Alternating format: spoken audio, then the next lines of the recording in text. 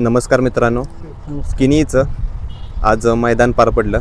छत्रपती शिवाजी महाराज यांच्या जयंतीनिमित्त आज मैदान होतं आणि या मैदानामध्ये आज जो सेमीफायनलसाठी पात्र झालेला नंदी आहे, फायनलसाठी जो पात्र झालेला नंदी आहे तो आज आपण बघत आहोत.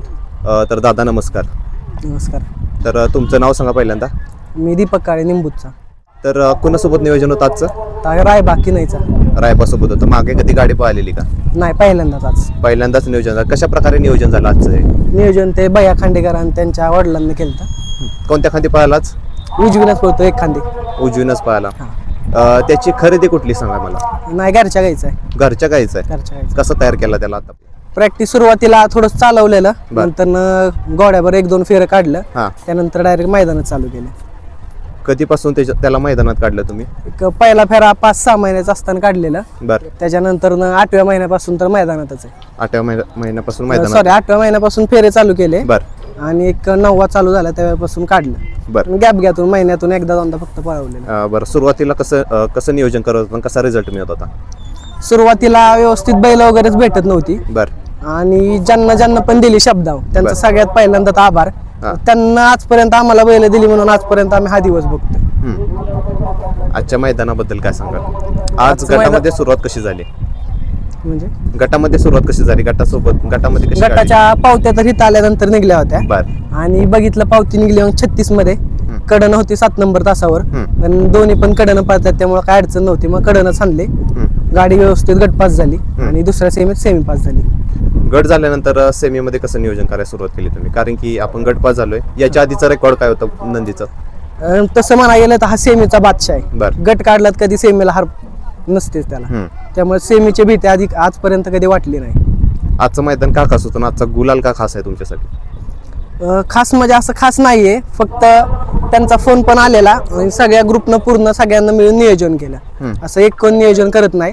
जेवढ्या कुणाला एखादा जरी फोन आला तरी सगळे मिळून एकमेकाशी चर्चा करून नियोजन केलं जातं. रायबा सोबत नियोजन करण्यामागचं कारण म्हणजे रायबाला कुठल्या मैदानात तुम्ही पळताना बघितलेलं जास्त? अगोदर इकडे कोरेगावला वगैरे बघितलेलं आणि आता त्यांच्या पण गावचं मैदान होतं आणि तो पळतो पण व्यवस्थित, त्याच्यामुळे आपण केलं नियोजन. कधीपासून तुमच्या डोक्यात आले की आपण रायबा सोबत एकदा पळूया म्हणून? नाही, तसं डोक्यात वगैरे तर काही नव्हतं, कारण सध्या वासरू व्यवस्थित पळतं. ज्यांचे बैल पळतात त्यांना आपण पायऱ्याला तर कधी नाही म्हणत नाही कोणाला.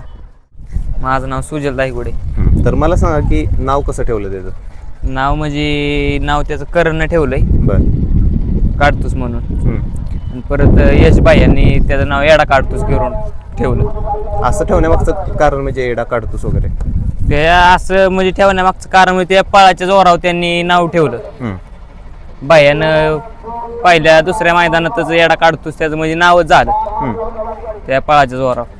आणि मी जसं की आले बघितलं भरपूर करंट आहे त्याच्याबद्दल काय सांगाल? करण म्हणजे ते पहिल्यापासूनच ते करण मध्येच आहे पहिल्यापासूनच. असं म्हणजे एका दोघाला ऐकतच नाही. मैदानावाल्यावर शांत असतो का कसा असतो? नाही, शांत नसतो तो गावास. घरी पण नसतो, मैदानात पण नसतो. त्याच्या आईपाशी गेल्यावर तो शांत असतो. आणि सुट्टीला आपण देतो ताप, पण आहे चांगला पळबिळ आहे त्याचा. बरं. मला सांगा की आज तुम्ही गुलालासाठी पात्र झाला या मैदानात, किनीचं मैदान. आणि आता मला तुमच्या नंदीबद्दल सांगा, त्याची प्रॅक्टिस कशी घेता तुम्ही? प्रॅक्टिस काय नाही त्याला. बरं. पहिल्यापासून त्याचा तो पळ आहे. फक्त 2 फेर घोडीवर काढलं होतं आपण. आणि तिसऱ्या फेऱ्याला तर वासरू मैदानातच आहे.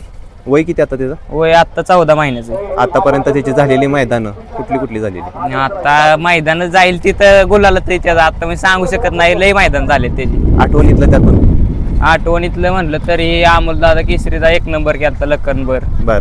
परत आता इथं चौदरवाडीत केला 1 नंबर. म्हणजे आतापर्यंत जेवढ्या बैलांबर पळलाय वासरू आपलं वाढूनच पळलंय. मला सांग की आज गाडीवर ड्रायव्हर कोण होते? गाडीवर ड्रायव्हर सुमित ड्रायव्हर होतो. सुमित ड्रायव्हर. चालेल. मित्रांनो, आपण बघितला एडा काढतोस. तुमच्यासोबत कोण कोण असतं?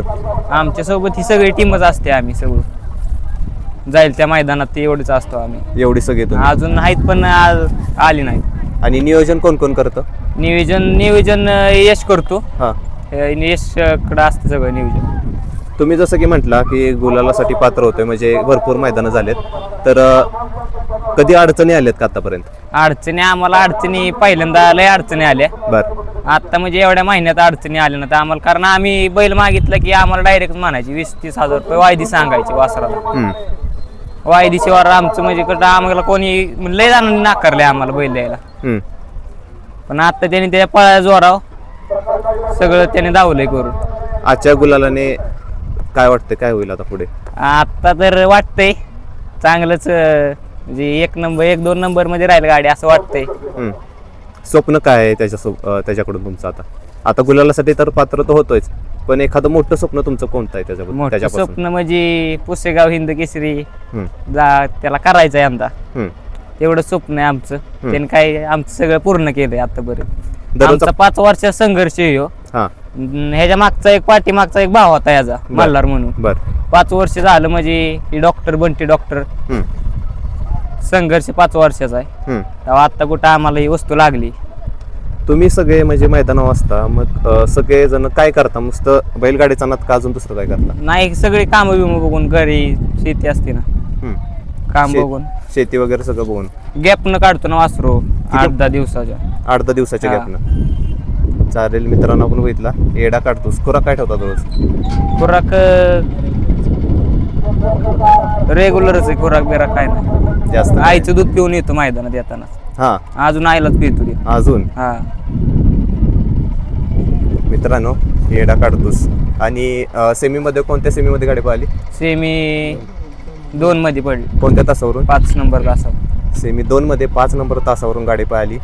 एडा काढतोस आणि किनीकरांचा जो रायबा आहे ती गाडी पळाली आणि आज फायनलसाठी पात्र झाली आहे, गुलालाचा मानकरी झाली आहे. दादा, तुम्हाला आणि तुमच्या टीमला खूप खूप शुभेच्छा. आणि तुम्ही जसं की म्हटला पुसेगावचा हिंद केसरीचा मान आम्हाला पटकावायचे, त्याबद्दल पण आणि त्या तयारीसाठी तुम्हाला खूप खूप शुभेच्छा. धन्यवाद.